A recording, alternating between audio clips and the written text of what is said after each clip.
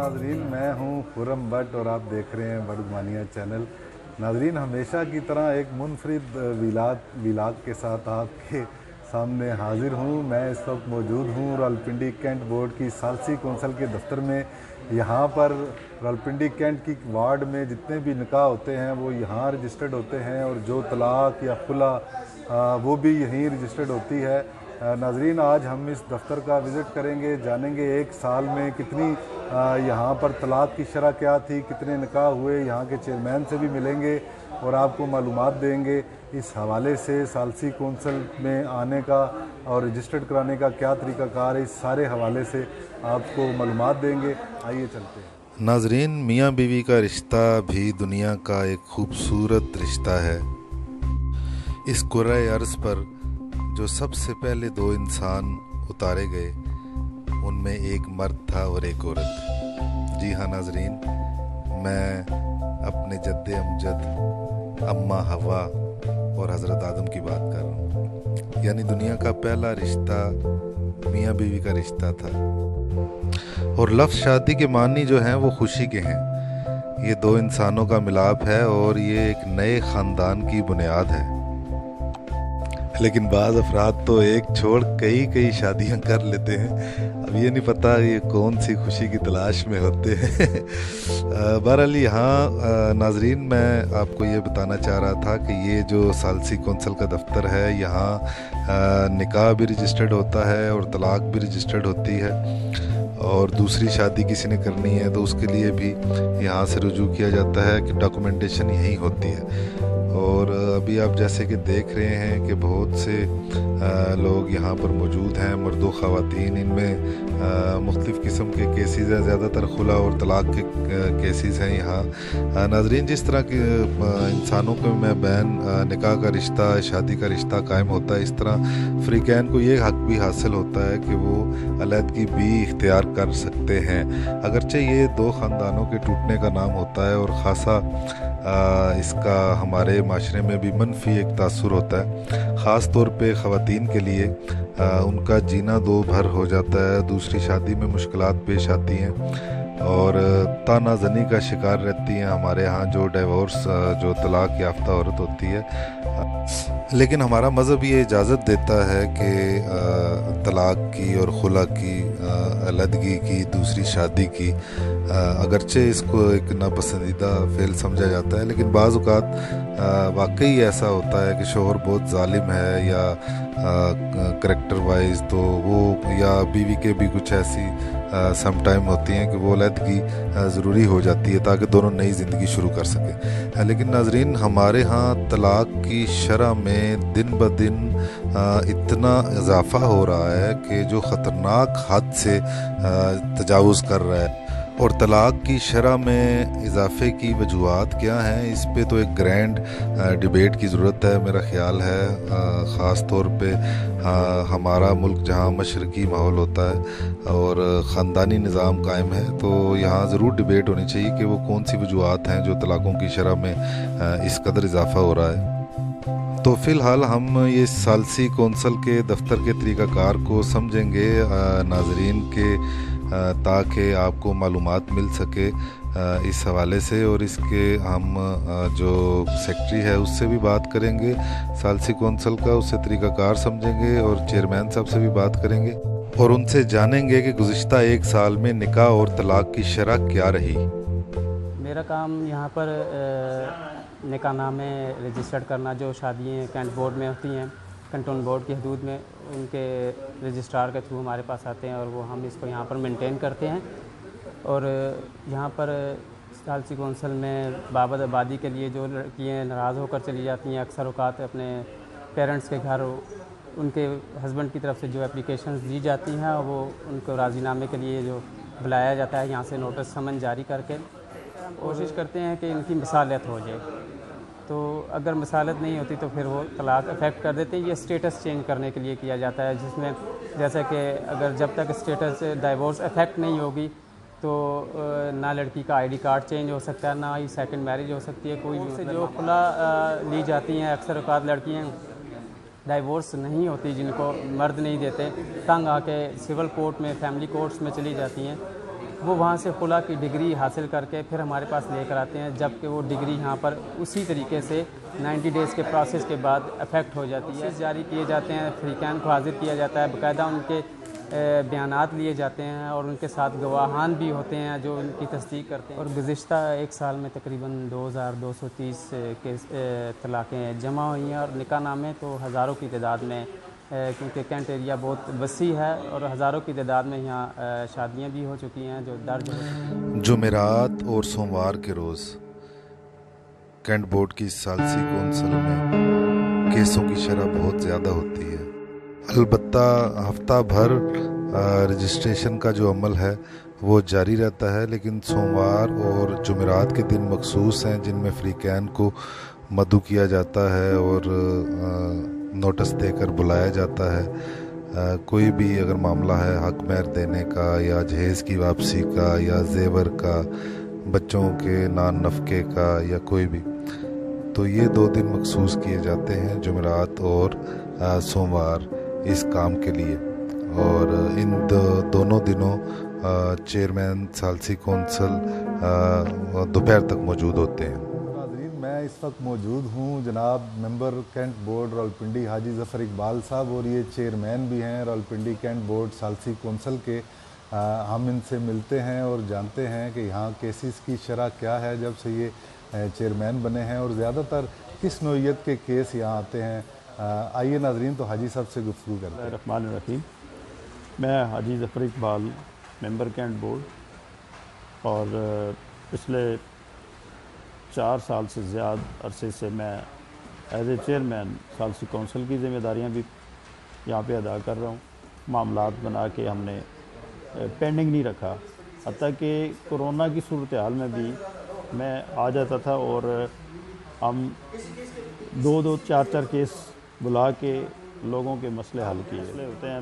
کسی نے اگر طلاق لی یا دی تو دوسری جگہ پہ شادی کرنے کے لیے ان کو اس پروسیس سے گزرنا پڑتا ہے، وہ 90 ڈے والا۔ تو ہماری کوشش ہوتی تھی کہ یہ اس طرح کی کسی جگہ پہ رکاوٹ نہ ڈالیں ہم، اور ہم نے کسی معاملات میں بھی کسی کے ساتھ ناانصافی نہیں کرتے۔ بعض اوقات یہ ہوتا ہے کہ آمنے سامنے بھی بٹھانا پڑتا ہے کہ جس میں وہ کمپرومائز والی صورتحال ہوتی ہے یا جہیز کا مسئلہ ہوتا ہے، ایشوز، بعض جو ایشوز ہوتے ہیں ان پہ ہم کو ان کو بٹھاتے ہیں۔ اگر وہ نہ بیٹھنا چاہیں تو پھر ایک دن ہی میں بیان کر کے ان کو بھجوا دیتا ہوں، اور پھر جب ان کا ٹائم پورا ہوتا ہے ان کا کوئی بھائی یا والد آ کے یہاں سے ہم سے لیٹر وصول کر لیتا ہے۔ سب سے جو بڑا مسئلہ ہے طلاق کی ریشوز کا وہ یہ ہے کہ ہم جب رشتہ طے کرتے ہیں تو جانچ پڑتال نہیں کرتے۔ زیادہ تر میں نے دیکھا ہے کہ فارن کیس جو ملک سے باہر لوگ یہاں چلے جاتے ہیں، ہمارے بھائی بچے چلے جاتے ہیں، تو ان کی شادیاں اکثر یہاں پہ پاکستان میں بھی کر دی جاتی ہیں، تو وہ بعض اوقات تو شادی کر کے آتے ہی نہیں واپس، کیونکہ انہوں نے کئی لوگوں نے وہاں پہ شادیاں کر رکھی ہوتی ہیں، اور کئی ان کو بلاتے ہی نہیں وہاں پہ، کئی سال یہاں پہ بچیاں بیٹھی رہتی ہیں اور اس کے بعد پھر مجبوراً وہ خلا لیتی ہیں۔ پھر جھوٹ بہت بولا جاتا ہے اس معاملے میں جب یہ رشتے طے کی جاتے ہیں کہ بچہ فلاں ملک میں فلاں، یہ اتنی اس کی جاپ ہے، حالانکہ اس سے برعکس ہوتا ہے۔ پھر اسی طرح یہاں شہر کی جو بچیاں ہیں ان کے رشتے گاؤں کی سطح پہ کر لیے جاتے ہیں۔ وہ گاؤں کی زندگی اور شہر کی زندگی میں زمین آسمان کا فرق ہے۔ وہ پہلے ان کے معاہدے یہ ہوتے ہیں کہ بچی کی شادی ہوگی تو ہم شہر میں ہی کوئی مکان لے لیں گے یا کرائے پہ رہ لیں گے، لیکن بعد میں وہ اس چیز سے انکاری ہو جاتے ہیں۔ پھر بچی، کیونکہ گاؤں کی جو زندگی ہوتی ہے وہ یکسر مختلف ہوتی ہے، کیونکہ آپ دیکھ لیں کہ گاؤں میں زیادہ تر 8-9 کے بعد مکمل ایک طرح کا لاک ڈاؤن سمجھ لیں یا اندھیرا چھا جاتا ہے، تو شہروں کی زندگی 24 آور چلتی رہتی ہے، تو وہ وہاں پہ پھر گاؤں کے بڑے بڑے سین ہوتے ہیں، وہ ساری چیزیں خاتون کو کرنی پڑتی ہیں، تو لیکن شہروں میں یہ چیزیں بہت ساری دستیاب ہوتی ہیں، تو تھوڑا سا والدین یہ بھی خیال رکھا کریں کہ اپنی بچیوں کو آپ تعلیم دلواتے ہیں اور کم تعلیم یافتہ لڑکوں کے ساتھ آپ جب شادیاں کر دیتے ہیں تو پھر وہ آپس میں ان کے ذہن بھی نہیں ملتے، بہت سارا ڈفرینس آ جاتا ہے۔ اور یہاں پہ سب سے زیادہ جو کیس آتے ہیں وہ خلا کے آتے ہیں کہ بچیاں خود جا کے عدالت سے خلا لیتی ہیں اور ہمارے پاس آتی ہیں۔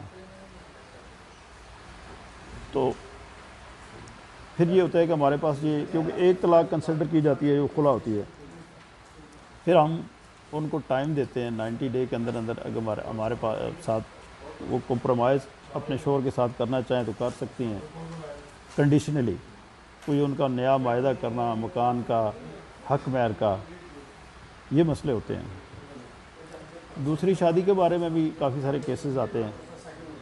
دوسری شادی کے بارے میں کیونکہ سپریم کورٹ نے بھی ایک واضح ڈائریکشن دے رکھی ہے کہ جو پہلی بیوی ہے اس کا حق مہر نان نفقہ پورا کیا جائے۔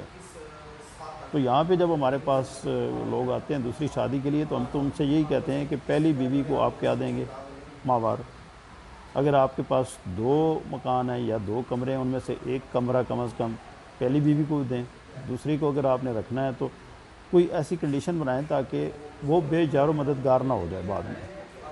تو کہیں تو یہ جو ہماری کنڈیشن ہوتی ہیں یہ کیونکہ سپریم کورٹ کا ایک آرڈر ہے، اس طرح شادی پہ شادی کی اجازت ہوتی ہے تو پھر کئی سارے مسئلے پیدا ہو جاتے ہیں۔ وہ پہلی والی عورت ہوتی ہے وہ بیچاری بے یار و مددگار اور اس کو پوچھنے والا کوئی نہیں ہوتا، تو کہیں تو یہ کنڈیشن پوری کرتے ہیں لیکن زیادہ تر بھاگ جاتے ہیں کہ جھوٹ بولتے ہیں ہمارے ساتھ، پھر اس کے بعد بھاگ جاتے ہیں۔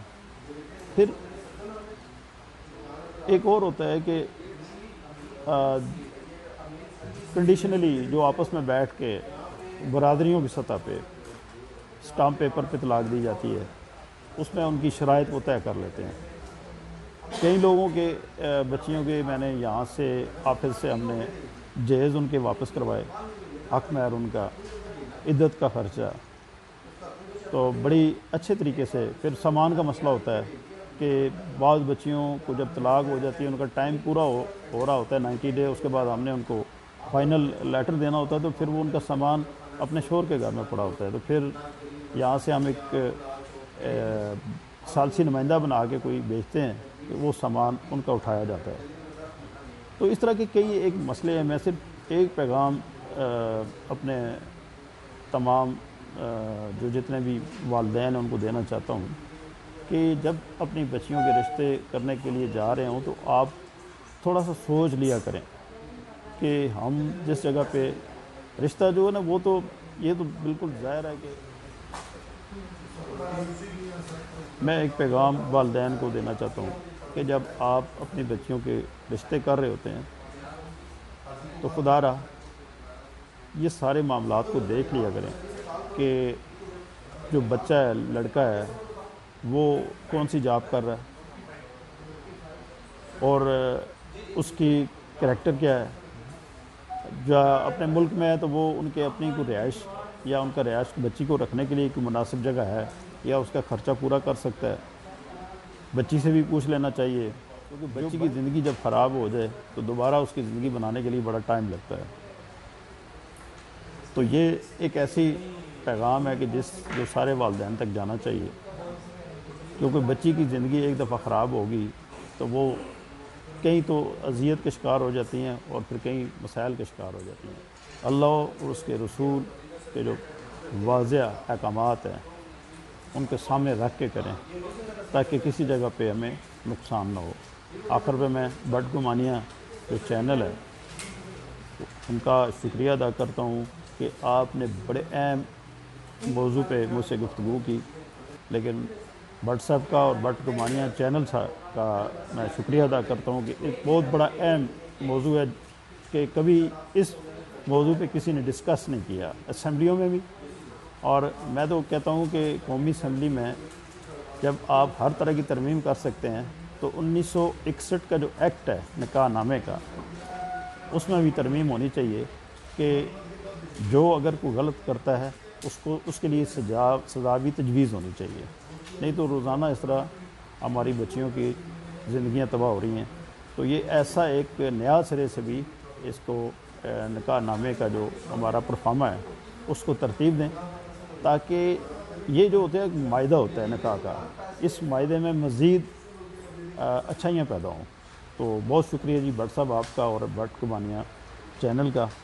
تو انشاءاللہ آپ کے ساتھ رہیں گے. ہاں جی، تو ناظرین آج ہم نے آپ کو ثالثی کونسل راولپنڈی کینٹ بورڈ کے دفتر کا احوال بتایا. ناظرین یہاں کے ریکارڈ کے مطابق صرف ایک سال میں، گزشتہ ایک سال میں 2203 طلاقیں جو ہیں وہ رجسٹرڈ ہوئی ہیں، اور یقینی طور پر یہ شرح بہت زیادہ ہے.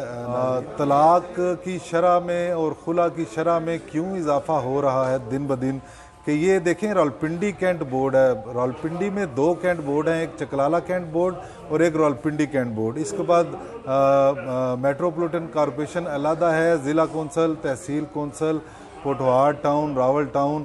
تو یہ ایک بہت بڑی شرح ہوگی اگر اس پہ کنکلوڈ کیا جائے کہ ایک سال میں کتنی یہ طلاقیں ہوئیں. ناظرین میں صرف آپ کو راولپنڈی کینٹ بورڈ ثالثی کونسل کے بارے میں بتا رہا ہوں، جس کی 10 وارڈز ہیں، 10 وارڈیں ہیں، اور یہاں پر 100 نکاح رجسٹرار جو رجسٹرڈ ہیں ان کے پاس، جہاں یہاں نکاح بھی رجسٹرڈ ہوتے ہیں اور طلاقیں بھی رجسٹرڈ ہوتی ہیں. لیکن آج خاص طور پر ہمارا جو موضوع ہے وہ طلاق اور خلا کا تھا. تو یہ 2230 طلاقیں رجسٹرڈ ہوئی ہیں صرف ایک سال میں راولپنڈی کینٹ بورڈ ثالثی کونسل میں. تو ناظرین یہ لمحہ فکریہ ہے. اللہ تعالیٰ تمام گھروں کو ٹوٹنے سے بچائے، اور شوہروں اور بیویوں سے بھی ہم یہی کہیں گے کہ چھوٹی چھوٹی باتوں پر جو ہے وہ طلاق تک نوبت نہیں آنی چاہیے جب تک کوئی بہت سنجیدہ جو ہے ایشو نہ ہو. تو ناظرین آج کے لیے اتنا ہی. بٹ گمانیہ چینل دیکھتے رہیے، ہمارے ساتھ رہیے. اگر آپ نے ابھی تک سبسکرائب نہیں کیا تو آپ بٹ گمانیہ چینل کو سبسکرائب کیجئے، لائک کیجئے، اور اپنے کمنٹس سے ضرور نوازا کیجئے، اس سے ہمیں رہنمائی بھی ملتی ہے. تو ناظرین انشاءاللہ اپنے اگلے ولاگ کے ساتھ حاضر ہوں گا. خرم بٹ کو اب اجازت دیجئے. اللہ حافظ.